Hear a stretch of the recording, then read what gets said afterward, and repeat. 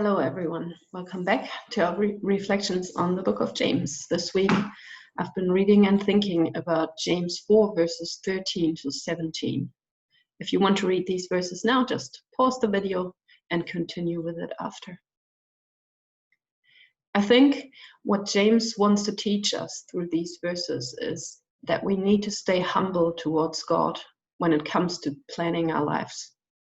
We need to acknowledge that He has a way bigger overview over our lives and over this whole world than any of us have. And I have to say that this truth is one of the hardest for me to fully understand. I love planning and organizing. I love dreaming about my next adventure holiday. And I really like having things under control because I know what's going to happen because I have planned it. When Mike and I looked at the verses of chapter 4 and decided who's going to have these, I was excited because I thought that's very relevant verses for our current situation. And preparing this video, I realized that I've experienced quite a few situations in my life in which God showed me who's actually in control. The one that relates most to our verses in James is my story of coming to New Zealand. So I want to share this story with you today. My employer had given me 8 months off because I had been drawn from a pool of applicants for a working holiday visa in Canada, the only country in the world that grants these visas for people older than 30, but not older than 35.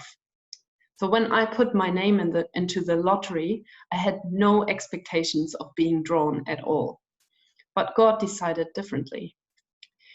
And then with the allowance of my employer, and them committing to an 8-month vacancy until I would come back, I decided that I actually find Canada too cold in January.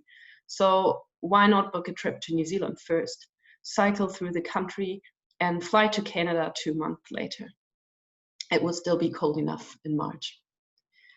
By this point, God hadn't told me yet that I would never make it to Canada, but instead meet the love of my life halfway through New Zealand. God showed me something completely different first, though. 3 weeks before my flight to New Zealand and the start of what I thought would be an 8-month adventure, a doctor discovered a breast lump during a random checkup. It all went very fast from there. The next doctor decided I needed another scan after the ultrasound. Then I got told I needed a biopsy. And the well-experienced doctor who performed it was concerned just by looking at the pictures and said to me, well, let's hope that because of your age, it's not cancer. It doesn't look very good. All of a sudden, all my planning, my excitement, my packing, and my organizing, it all felt like a big air balloon that someone was about to put a needle in. During the week of waiting for the results, I was literally sitting between half-filled moving boxes. My subtenant would be moving in a couple of days. I had no home for the next 8 months. And all of a sudden, I had to realize how little I knew about what was going to happen in my life. James could have written his verses to me personally in these days. Now listen, Judith, who you say, in January, I will go to New Zealand first and then to Canada. Spend 8 months away, do a lot of biking and fun activities. Why? You do not even know what will happen tomorrow. What is your life? You're a mist that appears for a little while and then vanishes. You ought to say, if it's the Lord's will, I will live and go traveling. To make a long story short, it wasn't cancer. And I will never forget the great relief that both me and the doctor felt when I came back a week later to get the results. It still moves me to tears and makes me so thankful for each day of life that is given to me. I never thought that a month later, God would show me again how little I know about His plans for my life. This time, that was when I met Dave, and my whole life changed upside down within a year, but this time in a very good way. If the truth in these verses is that we need to stay humble towards God and accept that He has a way bigger plan for our lives than us. Do you think I always live by this truth, especially after experiencing this quite a few times? No, I still struggle with it. And as I said at the beginning, it is one of the hardest things for me to fully understand and put into practice. Reading James 4:13-17 is a very important reminder for me this week. A reminder that I need to trust God. Trust that what He does is good. And yes, we've all heard the news of Corona being back in the country last night. And I've thought during the lockdown how much this virus teaches us about how little we know and how arrogant it is to make plans and think they will always work out the way we planned them. But it's actually not Corona. It's God who's teaching us. He's got the overview, even if this world looks very chaotic at the moment. He's got the overview over my life and over your life, no matter what you're going through at the moment. And don't get me wrong, I think we are still allowed to make plans and to dream and to look forward to things. But we need to remind ourselves that we cannot hold on to plans and dreams.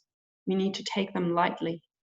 Trusting our man-made plans can be dangerous, and it can cause disappointment when it doesn't turn out like we thought it would.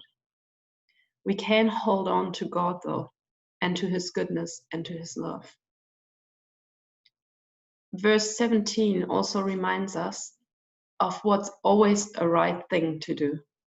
To go and do good things. Take the little and the big opportunities that God is putting in front of us each day to live here and now and to bless other people through our existence. This is something we can always do without planning and waiting. So in this kind of messy world where a lot of things are uncertain, especially at the moment, let's just look for the good things that we can do and do them. Next week, we'll be reading James 5, verses 1-6. And if you want to join us, read these verses every day, and you can ask yourself the following questions. What is the truth in these verses? Am I living by this truth? What would my life look if I always lived by this truth? And what do I need to do? James 5, 1-6 says, "Now listen, you rich people, weep and wail because of the miseries that is coming on you. Your wealth has rotted and moths have eaten your clothes. Your gold and silver are corroded. Their corrosion will testify against you and eat your flesh like fire. You've hoarded wealth in the last days. Look, the wages you failed to pay the workers who mowed your fields are crying out against you. The cries of the harvesters have reached the ears of the Lord Almighty. You have lived on earth in luxury and self-indulgence. You have fattened yourselves in the day of slaughter. You have condemned and murdered the innocent one who was not opposing you,